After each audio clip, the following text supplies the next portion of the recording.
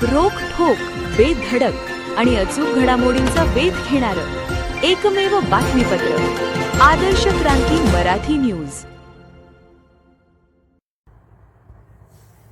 केज येथे वर्षावास 2026 अंतर्गत ग्रंथवाचन आणि धम्मप्रवचन मालिकेचे दिमाखात उद्घाटन। शहरातील बौद्ध बांधवांनी प्रत्येक ठिकाणी वर्षावास सुरू करावा। आयुष्मान जयपाल मस्के।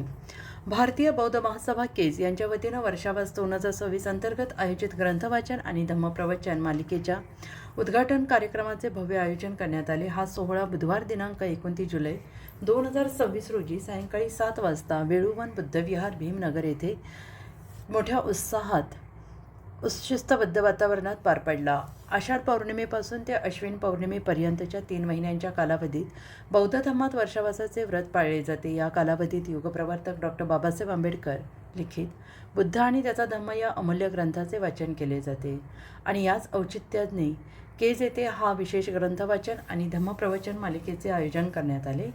मालिकेतील पहिला विषय विश्वगुरू तथागत गौतम बुद्ध हा होता आणि कार्यक्रमाची सुरुवात तथागत गौतम बुद्ध, सम्राट अशोक आणि डॉ. बाबासाहेब आंबेडकर यांच्या प्रतिमांना वंदन करून आणि त्रिशरण पंचशील ग्रहण करून करण्यात आली। मान्यवरांची उपस्थिती आणि मार्गदर्शन।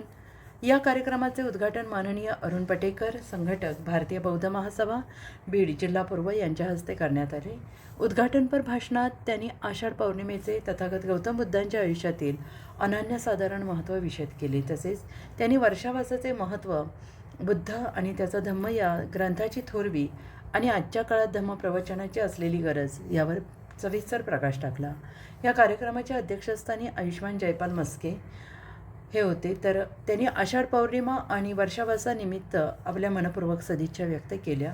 आपल्या अध्यक्षीय भाषणात त्यांनी शहरातील प्रत्येक नगरात वर्षावास सुरू करावा आणि धम्मकार्य पुढे न्यावे असे कळकळीचे आवाहन केले। तसेच शहरातील सर्व बौद्ध बंधू भगिनींनी या संपूर्ण धम्मप्रवचन मालिकेचा मोठ्या संख्येनं लाभ घ्यावा असे प्रतिपादन केले।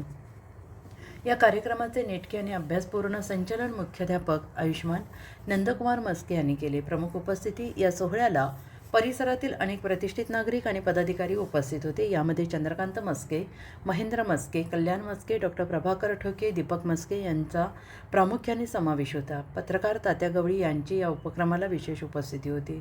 महिला पदाधिकाऱ्यांची लक्षणीय उपस्थिती होती। धम्मप्रवचन मालिकेच्या उद्घाटनाला महिला उपासकांची उपस्थिती उल्लेखनीय होती।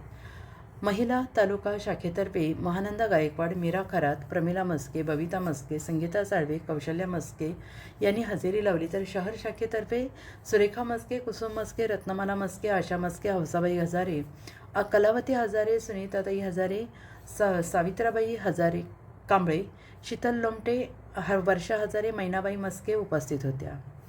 वर्षावास उद्घाटन सोहळ्यानिमित्त भारतीय बौद्ध महासभेचे पर्यटन सचिव कल्याण मस्के यांच्या परिवाराकडून खीरदान करण्यात आले आणि उपस्थित सर्व बौद्ध बांधव, उपासक, उपासिका, नागरिकांनी याचा लाभ घेतला। याशिवाय परिसरातील अनेक नागरिक, उपासक, उपासिका तसेच बालक आणि बालिकांची या सोहळ्याला मोठ्या संख्येनं उपस्थिती होती।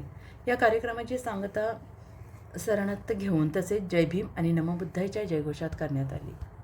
आदर्श क्रांती मराठी न्यूज चॅनलला लाईक करा, शेअर करा आणि सबस्क्राईब करा।